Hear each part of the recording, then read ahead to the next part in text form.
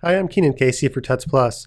In this lesson, we're going to be looking at the theory behind machine learning. This will be a broad overview of a really deep and complex subject, but the mathematical theory behind learning really provides some great power and insight into what we can and can't expect from our algorithms. We'll look at the Curse of Dimensionality. We'll also talk about some learnability trade-offs, specifically the VC dimension and the bias variance trade-off. And lastly, we'll talk about overfitting and generalization. We'll talk about two methods, validation and regularization, for avoiding overfitting and helping us generalize. First of all, let's talk about this term, the Curse of Dimensionality. Essentially, this means that in high dimensions, our intuition about data may fail. When we are analyzing data in very high dimensions, for example, hundreds or thousands, there are phenomena that don't occur in low-dimensional settings, like we're used to in 2D or 3D space where we usually operate. Generalizing correctly becomes exponentially harder as the dimensionality of the examples grows, because our fixed-size training set covers a smaller and smaller fraction of the input space. Another way of saying this is when the dimensionality increases, the volume of the space increases so fast that the data, regardless of how much we have of it, eventually becomes very sparse.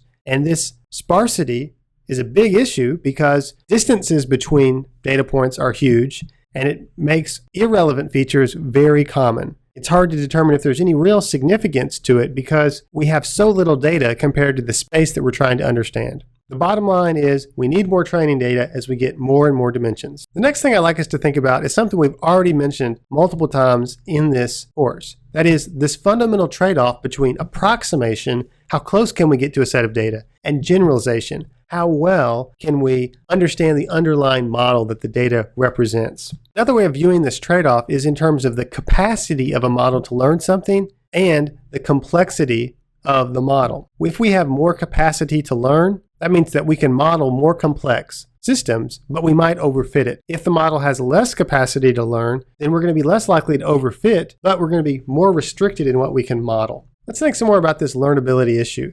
How much can a model learn and how much data is needed to really learn? Can we characterize the amount of learnability that exists within a model? Well, imagine that we have this data and we draw a line through it like so. That fits the data pretty well. Well, what if we had a really complex high-order polynomial? Could we fit it better? Well, sure we could.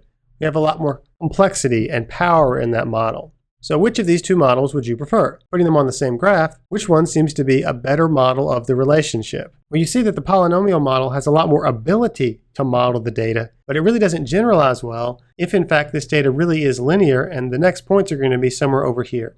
So how much can a model learn and how much data do we need to actually learn the true pattern? Some very intelligent mathematicians have defined this inequality that puts a bound on the training error versus the test set error. You can see that this large, ugly quantity on the right includes this term dVC, which is the VC dimension. The VC dimension is a measure of the capacity or complexity of a model. This simple number allows us to quantify how complex, how much learning power a model has. But we know that the more learning power a model has, the more prone it's going to be to overfit. And we're going to need a lot more training examples to make it work.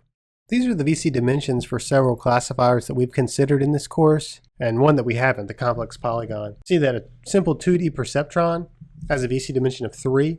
This is related to the fact that a linear classifier of n dimensions has a VC dimension of n plus 1, one more than the number of dimensions of the classifier. A support vector machine has a more complex VC dimension. It's bounded by the diameter and the margin, where the diameter is the diameter of the smallest sphere that it can enclose all the high dimensional term vectors from the training set. The margin is the smallest margin that will allow the SVM to use. What you see here is if we force the margin to be larger, we get a smaller VC dimension and better generalization. Binary decision trees have a VC dimension that's based on the height and the number of features in the tree. It can be computed using this somewhat complex expression. And lastly, a complex polygon, if that's your model, has an infinite VC dimension. As a rule of thumb, we typically need 10 times the VC dimension number of training instances in order to be able to generalize well. So our VC dimension is very important in determining how much data we need to actually fit the data and not the noise. Another way of viewing this trade-off on model complexity is called bias variance. The bias of a model is the difference between the expected version of the model and your target function. The variance is the difference between the expected version of your model and the actual version that you have through this training process.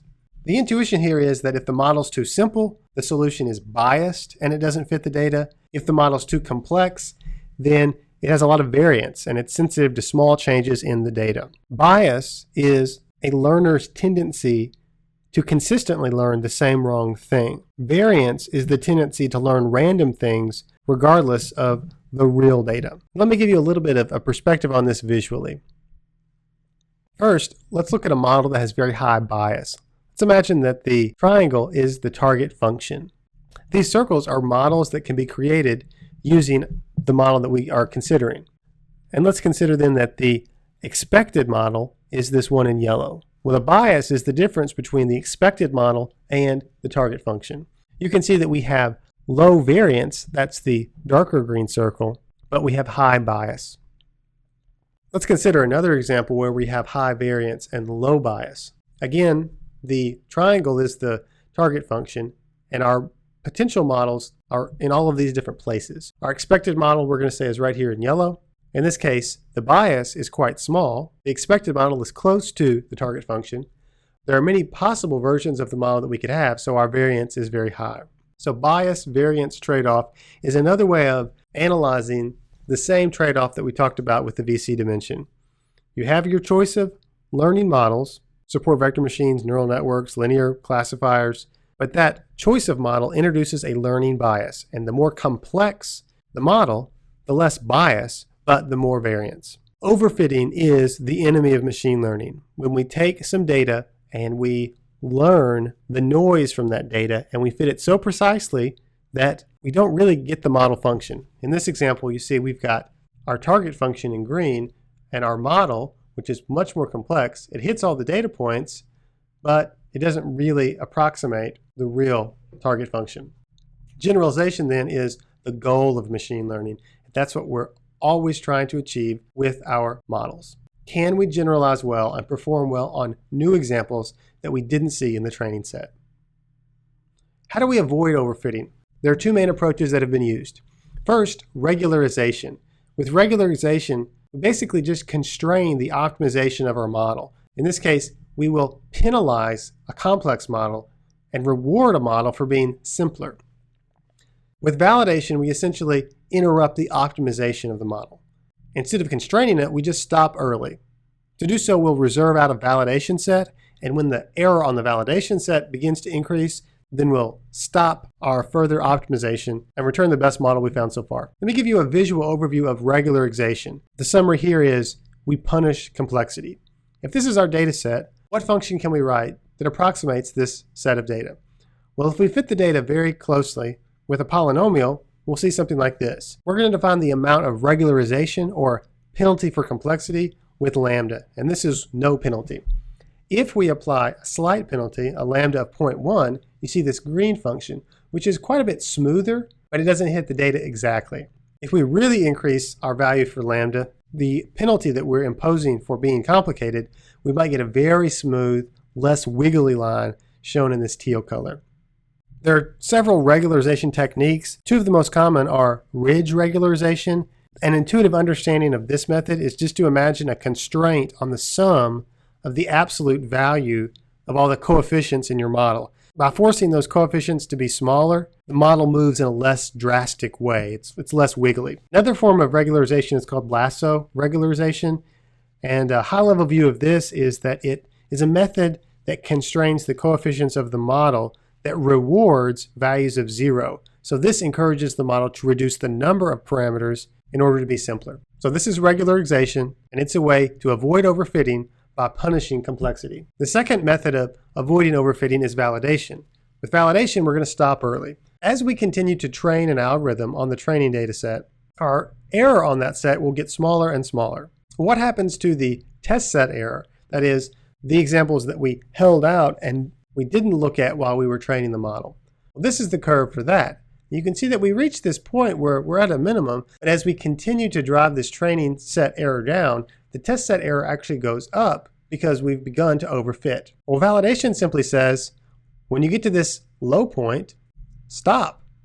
And by stopping early, we prevent our model from overfitting and allow it to continue generalizing well. How do we accomplish this validation? Well, the simplest way is to simply have another set that's holdout. So if we have this whole set of training instances, we use part of them, maybe 60% for training, 20% for validation, 20% for test. So this holdout validation set is used to stop the optimization.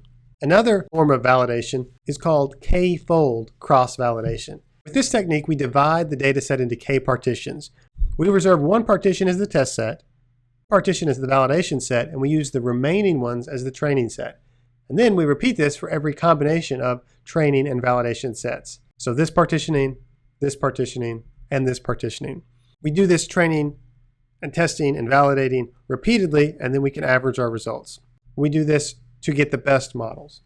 The last one is simply taking k-fold to the extreme, where the number of partitions is the same as the number of training examples.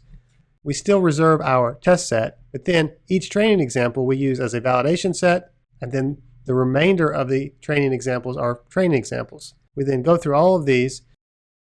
We do every possible combination, leaving one example out as the validation set until we've done all of these combinations. This is going to result in a lot more computation, but it'll give us a better set of data to create and validate our model. In this lesson, we've seen some of the basics of machine learning theory.